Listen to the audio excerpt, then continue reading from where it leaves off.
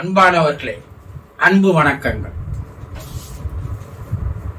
ஆவி உடலில் உயிர் சக்தியானது எவ்வாறு செயல்படுகிறது,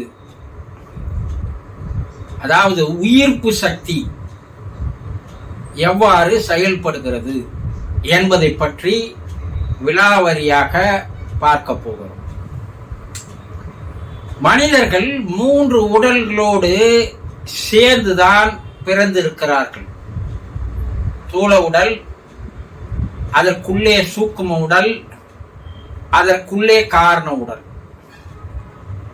உயிர், உடல், உள்ளம், உயிர். இந்த உடலானது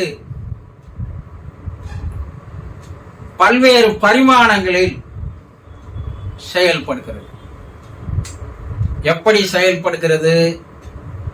பயோகெமிக்கல் முறை என்று சொல்கிறார்கள் விஞ்ஞானிகள்.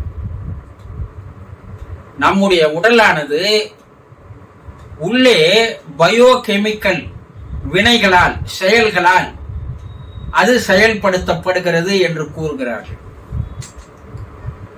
இந்த உடலை விட்டு வெளியே இருக்கின்ற மனமும் சரி, ஆன்மாவும் சரி, உயிர்ப்போடுதான் இருக்கின்றன. அதாவது உயிர் வெளியேறுகிறது என்று சொல்றோம் இல்லையா, அந்த உயிருக்கு பெயர் தான் ஆன்மா, ஆத்மா, ஆவி, ஜீவன், நுண் உடல் என்று பல பெயர் வைத்து அழைக்கிறோம். இது தூள உடலோடு இருக்கும்போது தூள உடல் செயல்படுகிறது. தூள உடலை விட்டு வெளியேறியவுடன் தூள உடல் செயல்படுவது நின்று போய்விடுகிறது. ஆனா அந்த உயிர் இருக்கிறது பாரு, ஆன்மா, அது உயிர்ப்போடு தான் வாழ்ந்து வருகிறது. அதற்கு மரணம் என்பது இல்லை, அழிவு என்பது இல்லை. அது எங்கிருந்து வந்ததோ மறுபடியும் அங்கேயே போய் சேர வேண்டியதுதான் அந்த ஆன்மாவுடைய லட்சியம், குறிக்கோள். அது எங்கிருந்து வந்தது? இறைநிலையிடம் வந்தது. நம்ம இறைவனை என்ன சொல்றோம்? பரமாத்மா என்று சொல்கிறோம். மனிதனை ஜீவாத்மா என்று சொல்கிறோம். ஒரு கடல் இருக்கிறது. கடலில் இருக்கின்ற நீரும் நாம் கையால் எடுத்தா ஒரு துளி நீரும் இரண்டும் ஒன்றுதான். இதை துளி என்று கூறுகிறோம், அதை கடல் என்று கூறுகிறோம். கடலுக்கு சமமானவன் இறைவன். அதனால் அது பரமாத்மா, பெரிய ஆத்மா. அதிலிருந்து வெளியே வந்த ஒரு துளி ஜீவாத்மா. அப்போ இந்த பரமாத்மாவில் என்னென்ன குணங்கள் இருந்ததோ அந்த குணங்கள் எல்லாம் இந்த ஜீவாத்மாவிடமும் இருக்க வேண்டும் இல்லையா? கடல் நீரில் என்ன உப்புத்தன்மை இருக்கிறதோ அந்த ஒரு துளி நீரிலும் அந்த உப்புத்தன்மை இருக்கும் இல்லையா? அதே போல கடவுளிலிருந்து வந்த மனிதனுக்கும் கடவுளுடைய தெய்வீக குணங்கள் எல்லாம் இருக்க வேண்டும் அல்லவா?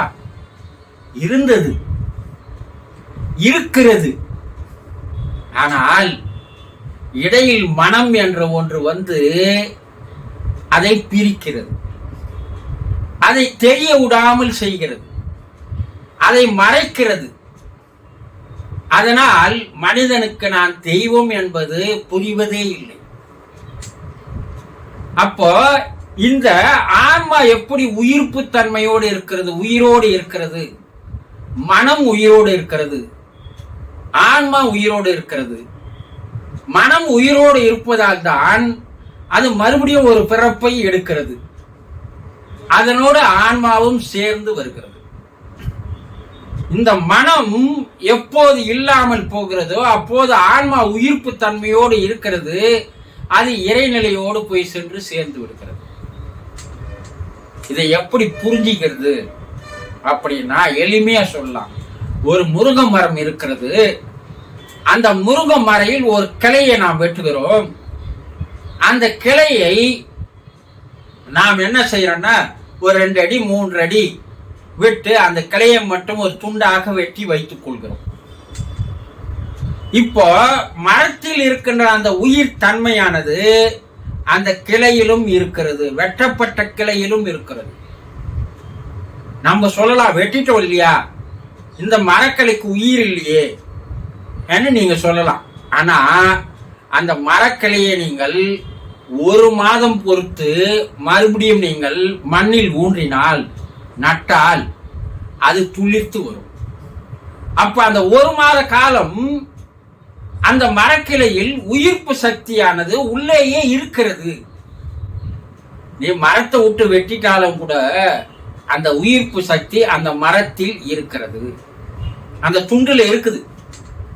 அதனால்தான் அதை நீங்க நட்டீங்கன்னா மறுபடியும் என்ன ஆகுது, அந்த உயிர்ப்பு சக்தி வெளியே வந்து மறுபடியும் செயலுக்கு வருகிறது. புரிஞ்சுக்கிறீங்களா? அப்ப இன்னொன்னு சொல்லலாம், விதைகள் நெல்லா இருந்தாலும் கோதுமையா இருந்தாலும் வேற பருப்பு வகைகள் எதிராக இருந்தாலும் நவதானியங்களாக இருந்தாலும் அதை பல ஆண்டுகள் அப்படியே வைத்திருந்தீங்கன்னா கூட அதற்குள்ளேயே உயிர் சக்தியானது இருக்கிறது. இந்த கோயில் கோபுர கலசங்கள்ல இந்த நவதானியங்களை ஏன் வைத்தார்கள் என்றால், ஒரு காலத்திற்கு இங்கே பஞ்சம் ஏற்பட்டால், விதைக்கு பஞ்சங்கள் ஏற்பட்டால் அதை எடுத்துட்டு வந்து விதைச்சிங்கன்னா அது விளைய ஆரம்பிக்கும். அதுல இருந்து மகசூலை பெருக்கிக் கொள்ளலாம் என்று நம்முடைய சித்தர் பெருமக்கள் எதிர்காலத்தை நினைத்து அந்த கோயில் கோபுர கலசங்களில் நவதானியங்களை வைத்தார்கள். இப்போ வைக்கிறாங்க. இது பல ஆண்டுகள் ஆகட்டங்க, 50 ஆண்டுகள் 100 ஆண்டுகள் கூட ஆகட்டும். ஆனா அந்த விதைகள் உள்ளே உயிர் சக்தி உறங்கி கிடக்கிறது. அது செடியிலிருந்து தனியா வந்துடுச்சு. வந்தாலும் அந்த நவதானியங்களுக்குள்ள, அந்த நெல்லுக்குள்ள, அந்த கோதுமைக்குள்ள, அந்த கொட்டைக்குள்ள உயிர் இருக்கிறது. அப்ப அதை நிலத்தில் நாம் போடும்போது தண்ணீர் பட்டால் உடனேயே பல ஆண்டுகள் அந்த நவதானியங்களில் இருந்த அந்த உயிர் சக்தி செடியாக வெளியே வருகிறது இல்லையா? 3வது ஒரு விளக்கம் தர, ஒரு சாலை விபத்தில் ஒருத்தர் மூளை சாவு அடைந்து விடுகிறார், இறந்துட்டார். மெடிக்கல்னா சொல்லுது அவர் இறந்துட்டார். ஆனா அவர் இறந்தாலும் கூட அவருடைய உள் உறுப்புகள் பல மணி நேரங்கள் இயங்கும் தன்மை கொண்டிருக்கிறது, உயிர் இல்லை. ஆனா அப்ப அந்த உள் உறுப்புகள் எப்படி இயங்குகிறது? அதற்குள்ளே உயிர்ப்பு சக்தி இருக்கிறது. உயிர் வெளியே போயிடுச்சு, ஆனாலும் கொஞ்சம் உயிர் சக்தியானது, உயிர்ப்பு சக்தியானது அந்த உடலில் இயங்கி கொண்டிருக்கிறது. அந்த குறிப்பிட்ட மணி நேரத்திற்குள் கண்ணு எடுக்கலாம், இருதயத்தை எடுக்கலாம், கல்லீரலை எடுக்கலாம், சிறுநீரகத்தை எடுக்கலாம், எல்லாத்தையும் எடுத்து அந்த குறிப்பிட்ட நேரத்திற்குள் வேறு ஒரு மனிதனுக்கு பொருத்தி விட்டால் அந்த உறுப்பு வேலை செய்ய ஆரம்பிக்கிறது இல்லையா?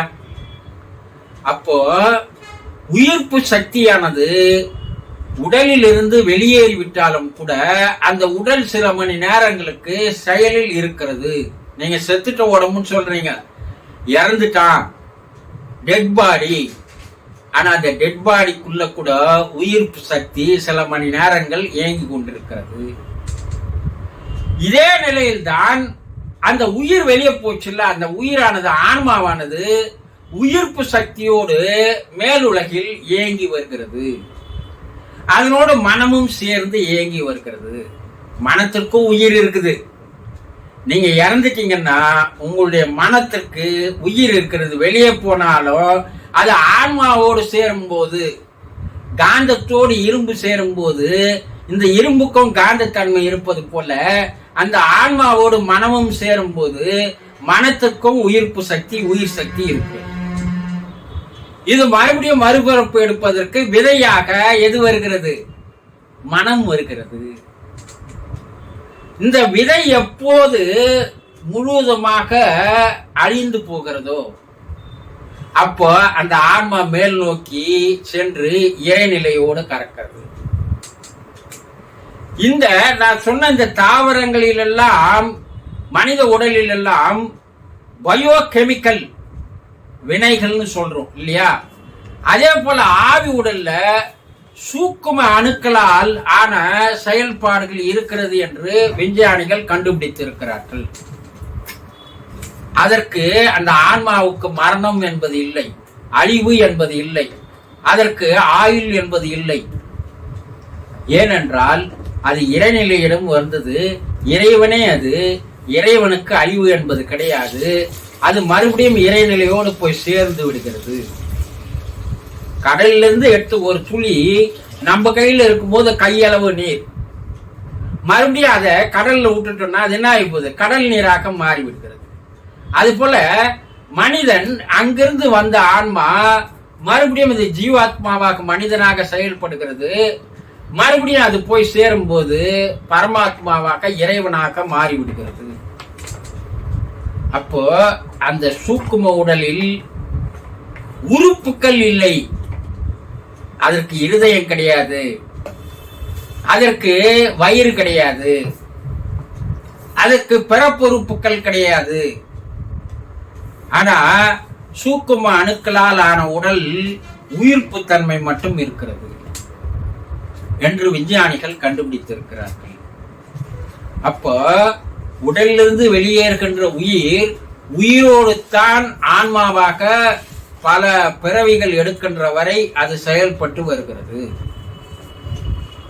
அதனோடு இருக்கின்ற மனத்திற்கும் உயிர் சக்தி உண்டு. மனதை எப்போது ஒரு மனிதன் இல்லாது செய்து கொள்கிறானோ அப்போது மனம் வெளியேறி விடுகிறது. ஆன்மா மேல் நோக்கி உயிர்ப்பு சக்தியோடு இறைநிலையோடு போய் சேர்ந்து விடுகிறது. இதற்கு பேர் தான் விடுதலை, மோட்சம், சிவகதி, சிவநிலை, வீடு பேரு, நிர்வாணம் பல பேர் வச்சாங்க.